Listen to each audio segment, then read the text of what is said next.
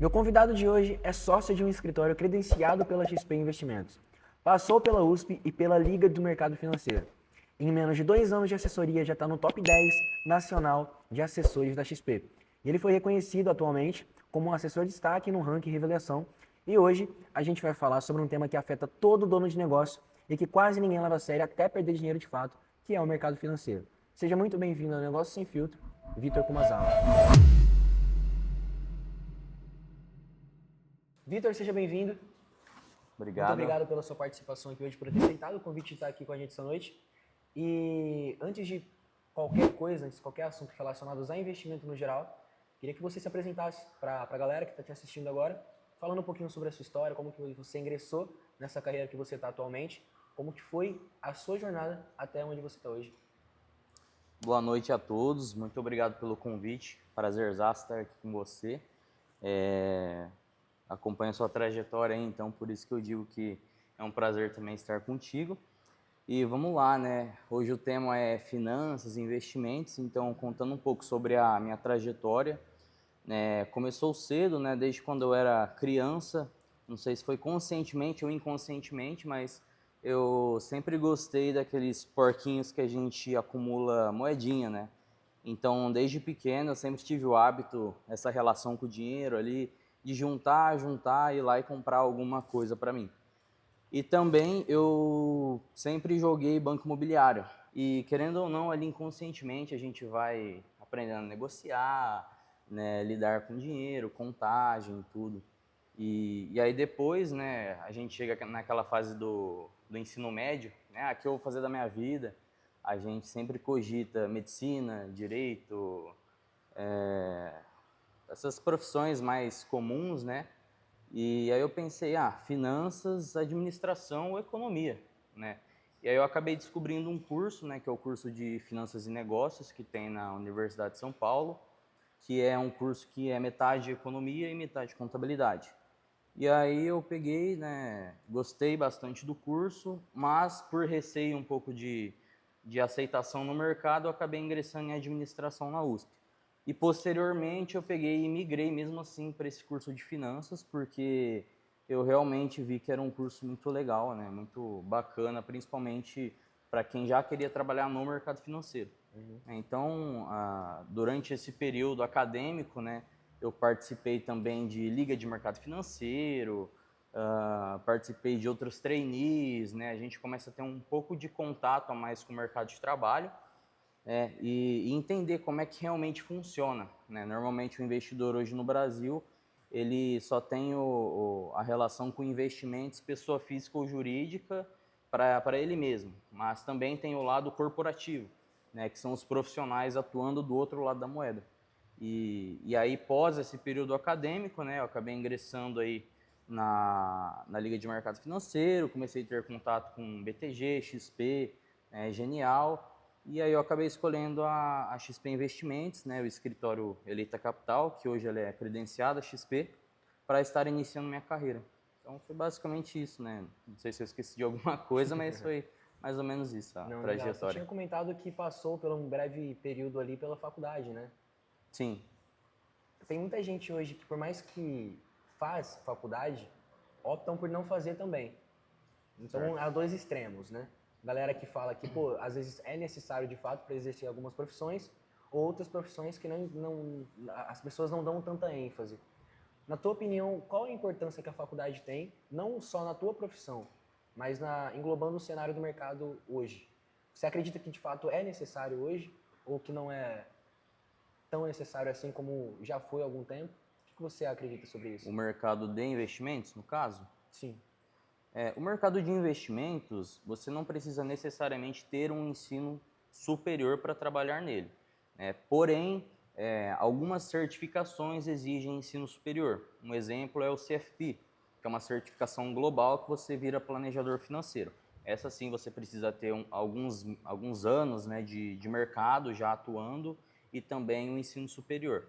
Mas dentro da maior universidade pública aí da América Latina, eu posso te afirmar que tem muita gente boa, muita gente ruim, então eu não acredito que é um currículo que vai definir o profissional que aquela pessoa vai ser.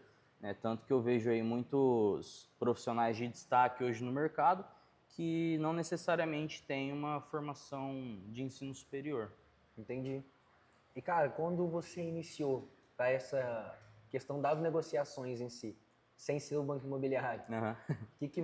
quais são as principais dificuldades que você tinha? Como que foi a tua primeira negociação com valores mais altos? A princípio a gente, né, começa a refletir um pouco da quantidade de dinheiro que está sob a nossa responsabilidade, né? A gente fala, caramba, né, eu estou administrando, né, assessorando algo aqui, né, um valor relativamente alto, né? Então a gente sente o peso da nossa responsabilidade, né, no início da profissão, no início da carreira, o que é normal, né, principalmente quem nunca trabalhou nesse mercado, né? Eu já ingressei diretamente, eu saí do meio acadêmico e já ingressei diretamente na assessoria de investimentos. Mas tem muitos profissionais que ingressam antes numa carreira bancária e aí vão para a carreira de assessoria. Então, assim, como que eu lidei com isso? Foi me acostumando mesmo, né? Tendo noção da responsabilidade que eu tinha em mãos, né? Tem gente que acumulou patrimônio a vida toda e insatisfeito com poupança, desacreditado do INSS, eles pegam e vão procurar os investimentos, o que é uma atitude muito nobre, né? Exige coragem, né? Principalmente por conta da cultura hoje no Brasil de investimentos.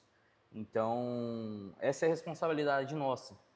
Uma família, uma pessoa ali que acumulou patrimônio a vida toda, deixa ali a confiança do patrimônio nas nossas mãos para a gente otimizar e potencializar e garantir aí a aposentadoria dela. Sim. Legal que você tinha comentado de cultura. A gente vê hoje dentro de outros países, principalmente Estados Unidos, que tem uma cultura muito forte, né? Nessa questão de Sim, investimentos. No Brasil, agora que está começando a gatinhar ainda, diga-se assim. Por sim. que você acredita que há essa distância dentre esses países, se tratando desse assunto em específico, sendo que é de um assunto de extrema importância, se tratando financeiramente, né? Bom, isso já nesse tema a gente já entra numa questão histórica também, né? Se a gente for olhar aí para as economias desenvolvidas, né, ao redor do mundo, por exemplo, o Japão, né, que é um grande mercado financeiro, é uma cultura milenar, né, uma sociedade, uma civilização milenar ali. E o Brasil, né, não tem nem 2 séculos direito de república, né? Então, o mercado ele ainda está se desenvolvendo, né? Só que no Brasil, especificamente, a gente é uma grande potência, né? Porém, a gente ainda não se encontrou totalmente, né? Mas o mercado ele vem se desenvolvendo muito, o mercado financeiro especificamente, né? Sim. Por conta principalmente dos bancos digitais, da democratização do acesso à internet, à informação no geral. Então, hoje, uma pessoa que tem uma conexão à internet e um celular, ela já consegue ter acesso a uma infinidade de informações. Aí a gente entra na questão, né, de que forma a gente filtra as melhores informações, de que forma a gente utiliza essa quantidade de informações a nosso favor, né? Então tem essas questões, né? Surgiu bastante bancos digitais, né? Nos últimos anos, principalmente Sim. aqui no Brasil. E esses bancos digitais em específico, há muitas funcionalidades dentro dele que podem ou não ser utilizadas. Quão importante você vê a pessoa ter uma consciência financeira não só de qual banco utilizar, mas também do investimento que vai fazer. Porque eu vejo que dentro de cada banco ali tem alguns lugares diferentes que a pessoa pode armazenar, guardar o dinheiro dela para que ela tenha uma segurança. Ou muitas vezes não, né? Dependendo do que a pessoa for fazer. Sim. Mas às vezes a pessoa fica tentada, pô, vou querer fazer alguma coisa. Qual que é a importância de ter uma orientação, independente se seja de fato uma assessoria ou não, mas uma breve orientação a respeito disso? A importância disso, falando de uma assessoria, né, basicamente a gente otimiza a gente encurta o caminho da pessoa, né? Hoje, se uma pessoa quiser estudar investimentos, não é em 1 mês, 2 meses que ela vai acabar tendo conhecimento, Sim. né? Isso é uma construção de fato e todo investidor, né, que ele começa do zero sozinho, comigo foi assim, tá? Ele comete erros, o que é normal, né? Como tudo na vida que a gente faz do início, né, do zero, vai aprendendo, né, com os erros, né? Algumas coisas a gente acerta, outras erra, e dessa forma a gente vai criando ali uma casca, né, uma maturidade em investimentos. Então, os bancos digitais, eles têm um papel muito importante no Brasil, porque facilitou muito as transações bancárias, né, democratizou muito o acesso ao sistema dos bancos, né, e até os bancos digitais que tem essa parte de investimentos bem firme também ajuda muito nisso, né? Então, eu acredito que a gente está caminhando aí para uma grande ascensão no mercado de investimentos do Brasil. Cara, você tem quantos anos mesmo? 23, fazer 24. 23, fazer 24. Querendo ou não, você tem uma grande responsabilidade por trás de uma grande quantidade de dinheiro que você faz a gestão dos seus clientes. Vendo outras pessoas que têm a sua mesma idade, a gente sabe que a nossa geração em específico é uma geração um pouco complicada de lidar em alguns aspectos. Sim. Alguns amigos seus que lhe veem nessa cadeira onde você ocupa hoje, qual é a visão deles sobre você e o que mudou depois que você de fato entrou e ingressou nesse mercado de uma forma mais aprofundada? De fato, quando a gente é muito novo, né, normalmente a gente não carrega tantas responsabilidades profissionais, né? Como eu iniciei já essa construção muito cedo, né, desde de pré-adolescente, criança, eu já sabia que eu queria ser um profissional de destaque, independente de onde fosse, né? Eu sempre trabalhei muito a questão da minha mentalidade, né? Então, na minha escola eu não era um dos melhores alunos até ali os 13, 14 anos de idade, né? E foi quando eu comecei a notar que se eu quisesse mudar de vida, né, prosperar de fato, não sou herdeiro, então se eu quisesse prosperar de fato, eu precisaria mudar meus hábitos, né? Ali, com aquela idade, normalmente as pessoas falam? Estuda para ser alguém na vida, né? Que a gente escuta muito. Então eu estudava, né, fazia o que tinha que ser feito, né? Foi muito difícil mudar esse hábito, né? Porque até então eu sempre fui um cara muito preguiçoso, né? Mas eu me esforcei bastante para conseguir aí, evoluir nos investimentos, né? E também na escola. E o que muda, cara? Porque eu falo assim, eu particularmente eu tive bastante dificuldade quando eu meio que fiz essa transição de carreira, né? De quando eu saí de CLT para abrir minha própria empresa e, querendo ou não, a gente tem que se distanciar em determinados ambientes, determinadas amizades, determinadas pessoas, para que de fato a gente consiga evoluir. Não Sim. pelo fato de que a gente não queira estar mais presente, mas sim pelo fato de que os nossos objetivos e a nossa mentalidade, como você mesmo disse, acabam mudando conforme o caminho que a gente for seguindo. Como que foi essa sua mudança de acordo com essa trajetória que você seguiu?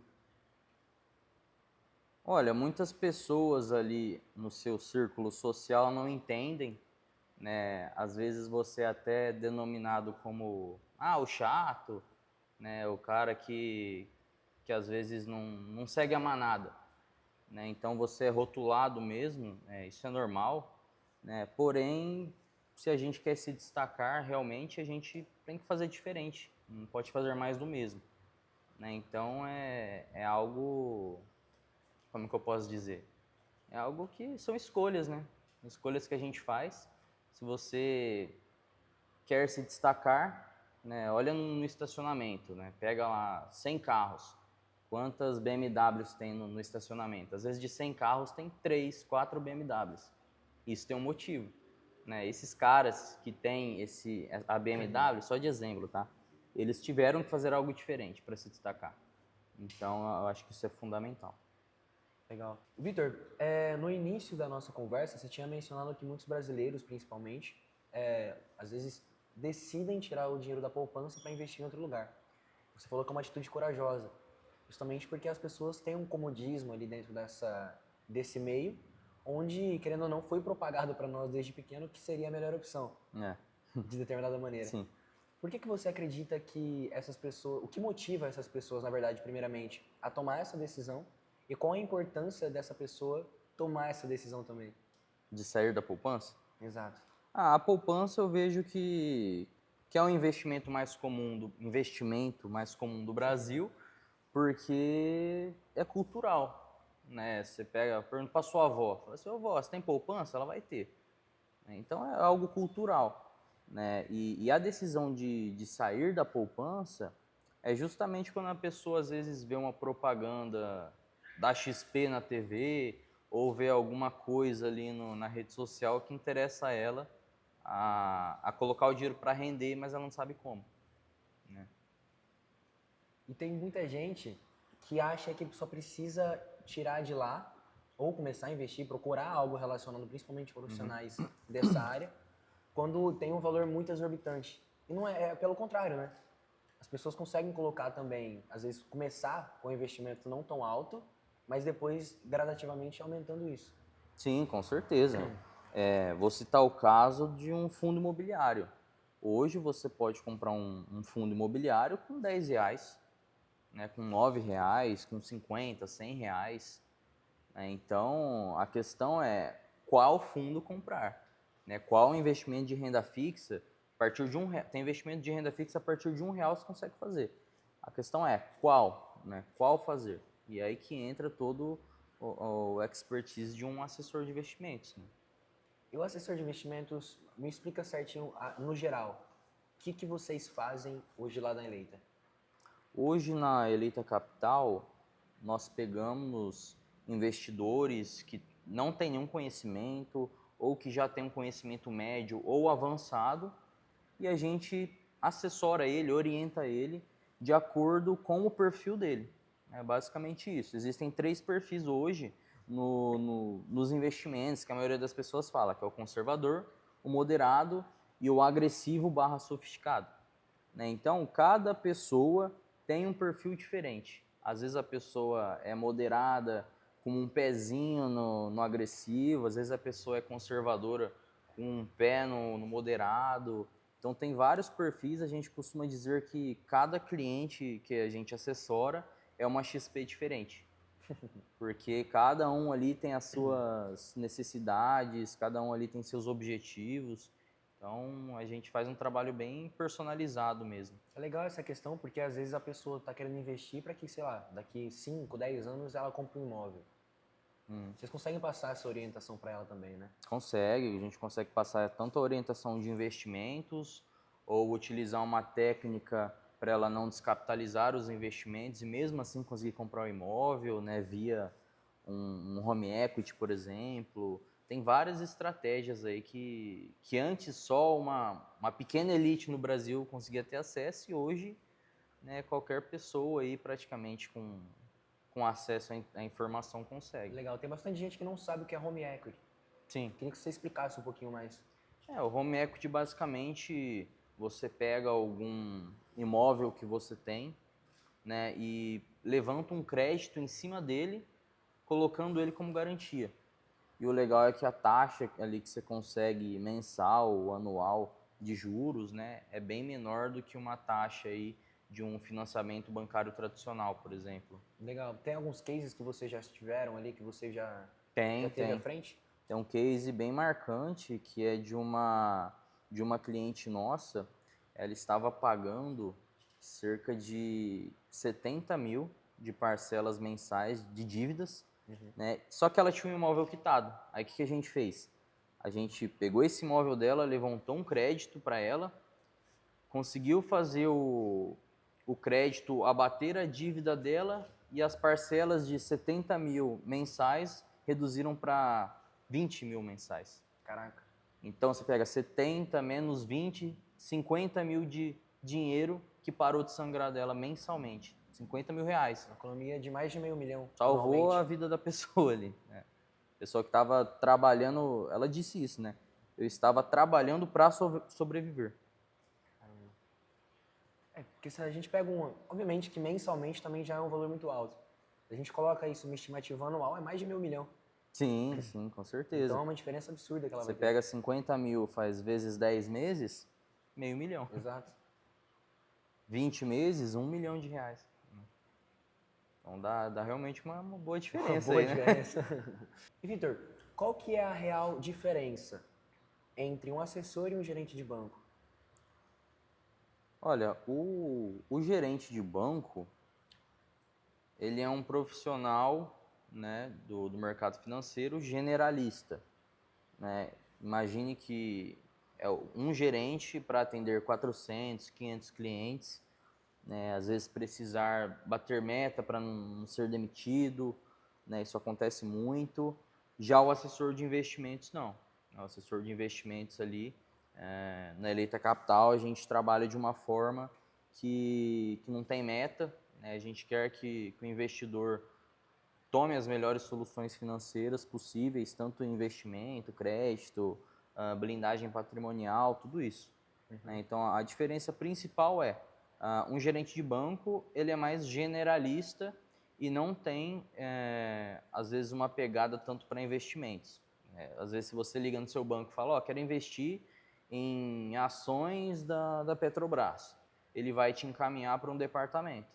Ali na assessoria não. Ali na assessoria a gente já é especialista nisso e também tem os especialistas de crédito, de seguros, né? Só que está todo mundo ali integrado e sem esse sistema bancário agressivo, né? De ter que bater meta, porque isso daí às vezes força o cara a empurrar um produto que não é do perfil da pessoa.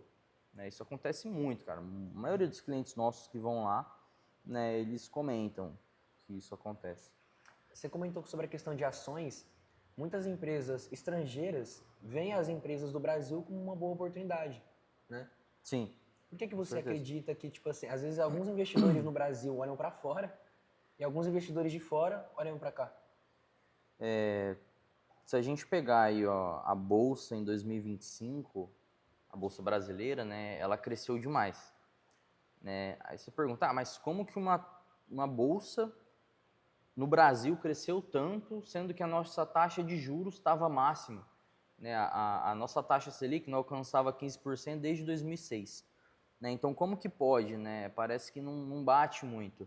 E foi justamente o que você comentou, né? O investidor estrangeiro, né? O investidor gringo que a gente fala, ele olhou não só para o Brasil, tá? Mas para todos os mercados emergentes, identificou que em alguns mercados emergentes tinham empresas com uma qualidade muito boa sendo negociadas a preço de banana, né? Então foi aí que eles identificaram essa oportunidade e começaram a investir pesadamente, não só no Brasil, tá? Mas em outras economias emergentes ao redor do mundo. Vitor, no início da nossa conversa, você tinha comentado que as suas primeiras lições foi do cofrinho, né? Sim. Você gostava de guardar dinheiro no cofrinho ali e tudo mais, mas acredito que seus pais também tiveram uma grande influência justamente para te ensinar algumas lições a respeito disso.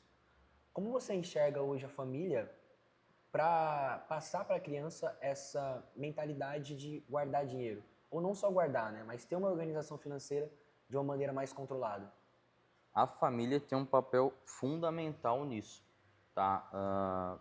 Na escola eu já vejo que tem alguns projetos, né, na educação básica de educação financeira, né? Porém a família também tem um papel crucial nisso, né? Me colocando como exemplo, meus pais, eles a vida inteira tiveram empresa, né? Então eu cresci já dentro de empresa, né, vendo como que funciona as coisas, né, tudo, e inconscientemente ali você começa a absorver o ambiente empresarial. Sim. Né? Então a família, né, eles até têm um papel muito importante nisso, porque ele consegue inconscientemente criar, vamos assim dizer, criar valores na criança.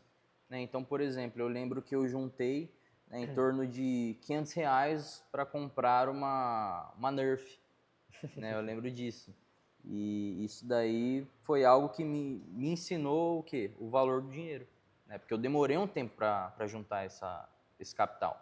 Sim. Né? Então isso demonstra o quê? Que a acumulação de patrimônio também leva tempo. Vitor, tem muita gente que começa a juntar um dinheiro, né, em determinados lugares ali, porém eles não conseguem escalar. esse patrimônio de uma certa forma. Então eles ficam confortáveis de uma determinada maneira, porém eles, mesmo sabendo que eles conseguem ultrapassar ali algumas barreiras, né? Eles ainda ficam limitados. Como que você escalaria um patrimônio de... Eu não vou nem estimar valores, mas qual as recomendações que você daria para essa pessoa conseguir alavancar o patrimônio que ela tem atualmente? Olha, muitas pessoas, né, às vezes elas ficam extremamente preocupadas em investir, né? Não, porque para eu alcançar a liberdade financeira, eu preciso iniciar meus investimentos desde os 16 anos de idade, por exemplo.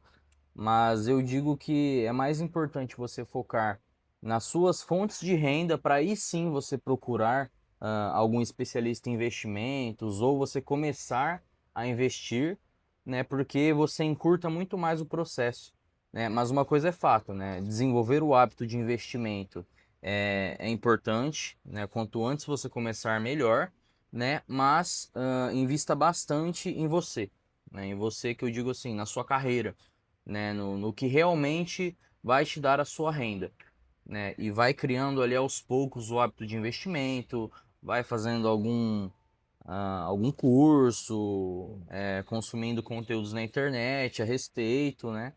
Porque é importante criar esse hábito, mas mais importante do que isso é você ter dinheiro para conseguir investir, né? Senão não faz nem sentido. Sim, principalmente, por exemplo, ainda se tratando nesse tema de investimentos e escala de patrimônio, tem muitas pessoas que falam para fazer meio que uma divisão, para fazer uma diversificação ali de investimento em várias coisas, não Sim. deixar somente um patrimônio parado em um único local. O que que você acredita sobre isso? O que que você recomenda quando alguns clientes seus vão perguntar a respeito disso, dessa distribuição de patrimônio que eles têm? Olha, qualquer pessoa que for investir, né, ela precisa diversificar o dinheiro dela e não colocar todos os ovos de uma cesta só, tá? Muita gente acha às vezes que está segura, não invisto, só tenho poupança, mas pelo menos eu tô seguro. Na verdade, não, né? Muita gente não sabe, mas a poupança ela só te garante até 250 mil, né? Se caso o banco, né, dono da poupança quebrar, né? Então, por exemplo, você tem 1 milhão de reais no banco X e esses 1 milhão de reais está tudo em poupança. Se esse banco quebrar, você só vai receber 250 mil, né, de garantia do FGC. E muita gente não sabe disso, né? Então, Foi, por isso que é importante diversificar também. foi uma das coisas que aconteceu agora, né? Com o Banco Exato. Master. Exatamente. Muita gente, de forma indevida, alocou no Banco Master acima do FGC, né, e perdeu dinheiro, né, felizmente. E, cara, ainda se tratando dessa questão, acredito que tenha muitas pessoas que ainda relutam um pouco em deixar o seu dinheiro sem ser na poupança. Que é aquele assunto que a gente estava falando anteriormente, né? Sim. Então, colocar numa XP, colocar em alguma outra instituição, enfim. Qual a principal objeção que você escuta desses clientes que vêm, às vezes, tendo um pouco de consciência, mas tendo esse receio? A principal objeção é o medo. Medo, né? Não querer arriscar, achar que, se eu colocar meu dinheiro na XP, eu já tô correndo risco, mas não é bem assim, né? Falando agora da XP em si, ali dentro você tem bancos nacionais, fundos internacionais, você tem até títulos bancários de bancos holandeses, por exemplo, que tem mais de um século de existência. Então, assim, isso é uma objeção, né? Com certeza, essa parte do medo, do risco, de achar que vai tirar, por exemplo, de uma instituição bancária aí, igual o Banco do Brasil e colocar na XP, que já vai estar correndo risco e não é bem assim, né? Então, essa é a principal objeção, é o medo. E como que vocês contornam isso?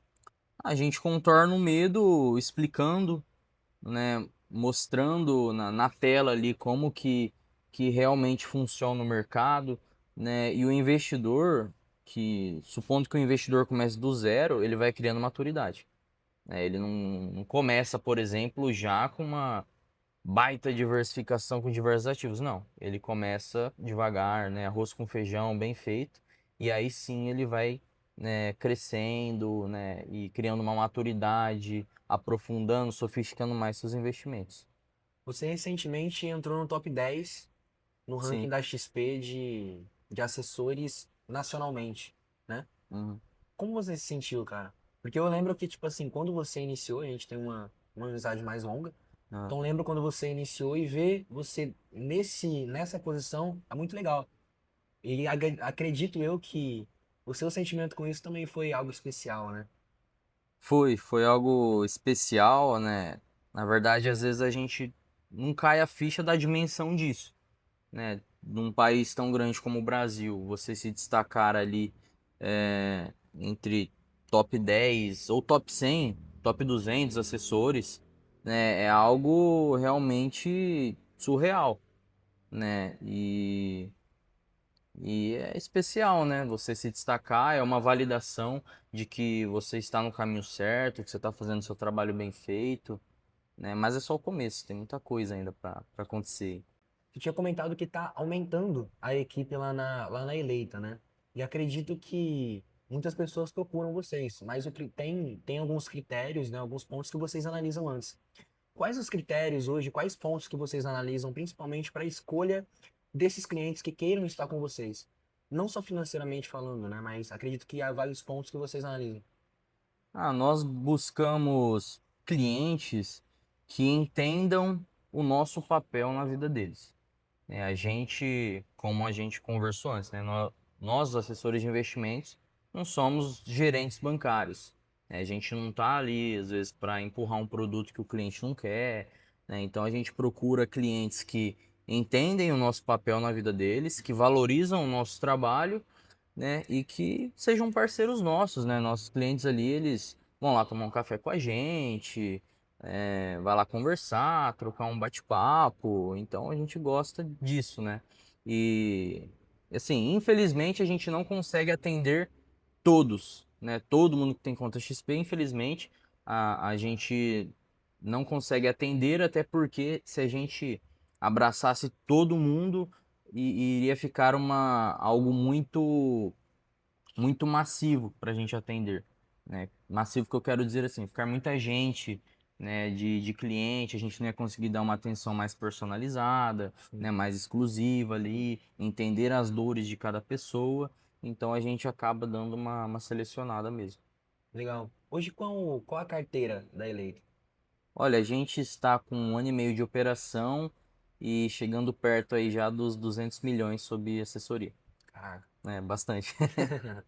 Legal. Vitor, queria agradecer novamente a tua presença aqui. Acredito que grande parte do público tem muitas dúvidas a respeito disso e creio que essa conversa, esse bate-papo vai abrir a mente deles para muitas coisas, principalmente para essa questão de investimentos. Mas antes de finalizar, queria que você mandasse um recado para essas pessoas que assistiram até aqui e que às vezes têm um desejo, mas ficam um pouco receoso, porque às vezes tem um dinheiro guardado já, mas ainda assim tem um pouco de medo, que é o que você tinha comentado. Uhum. Que recado que você daria para essas pessoas?